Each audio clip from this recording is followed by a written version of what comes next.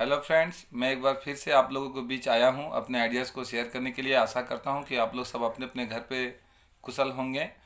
और आज हम लोग बात करेंगे एमएलएम में एक ऐसे कड़ी की जो कहीं ना कहीं एमएलएम का एक बहुत ही स्ट्रॉन्ग पिलर माना जाता है।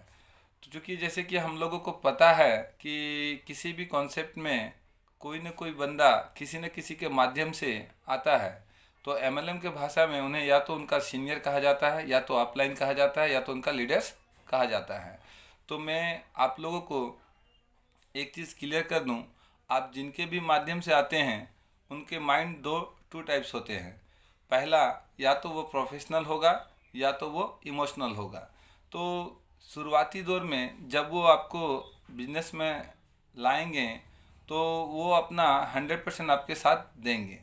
तो जब वो अपना 100% आपके साथ दे रहे हैं तो उसी के दौरान आपको अपने आप को स्टैंड कर लेना होगा।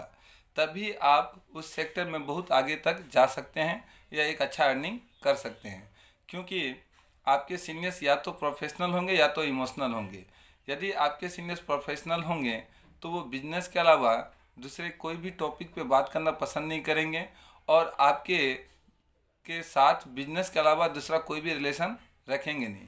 चूँकि वो आपके साथ अच्छे अच्छे बात करेंगे तो आपको ऐसा लगेगा कि हमारा जो सीनियर्स है वो बहुत ही अच्छे हैं, मेरे किसी भी प्रॉब्लम में ये मेरा साथ देंगे। लेकिन ऐसा होता नहीं है, क्योंकि जो बंदे प्रोफेशनल होंगे वो आपके साथ सिर्फ बिजनेस का ही रिलेशन रखेगा। अदरवाइज आप उनसे किसी दूसरे चीज़ का उम्मीद ना करें। यदि आप उनसे बहुत कुछ उम्मीद करते हैं और यदि कल आपकी उम्मीद पे वो खरा नहीं उतरता है तो कहीं ना कहीं आप अपने आप को बहुत ठगा हुआ महसूस करिएगा।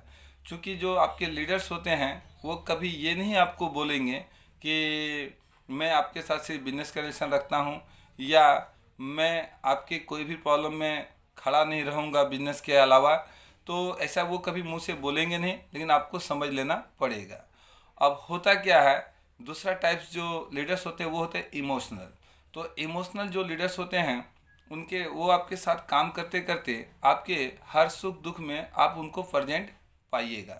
तो अक्सर देखा जाता है और कहा जाता है कि किसी भी बिजनेस में यदि आप प्रोफेशनल नहीं हैं तो आप मनी अर्निंग नहीं कर पाइएगा या सेविंग्स नहीं कर पाइएगा। क्योंकि जिस तरह से सीनियर्स प्रोफेशनल इमोशनल होते हैं उसी प्रकार जूनियर्स भी प्रोफेशनल और इमोशनल होते हैं। तो आपके यदि जूनियर्स चालाक हैं और आपके मेंटेलिटी को पढ़ लिया कि सर इमोशनल हैं और इनके पास थोड़ा सा रोग आ दें तो कहीं ना कहीं इनके पॉकेट से पैसा निकाला जा सकता है, तो ऐसी परिस्थिति में आपके जूनियर्स इमोशनल लीडर्स को यूज़ करते हैं। और समय जैसे जैसे बीतता जाता है तो इमोशनल लीडर्स के पास बंदे होते हैं, माने बंदे होते हैं और कुछ नाम करने वाले भी होते हैं कि हमारे सीनियर्स बहुत अच्छे हैं, लेकिन कहीं ना कहीं इमोशनल के पास में पैसा नहीं होता है। तो मैं आप लोगों से एक रिक्वेस्ट करना चाहूँगा कि आप लोग जब भी किसी भी सेक्टर में किसी के भी माध्यम से आएँ तो उनके साथ काम करने के दौरान ही आप अपने लीडर्स को पहचान लें कि आपके लीडर्स इमोशनल है या प्रोफेशनल। यदि आपके लीडर प्रोफेशनल हैं तो जितना जल्दी हो आप उनके गुण को अपने अंदर ले लें, अपने आप को इस लायक बना लें कि कल यदि उनको मेरा ज़रूरत ना भी हो तो भी हम अपना बिजनेस कर सकें।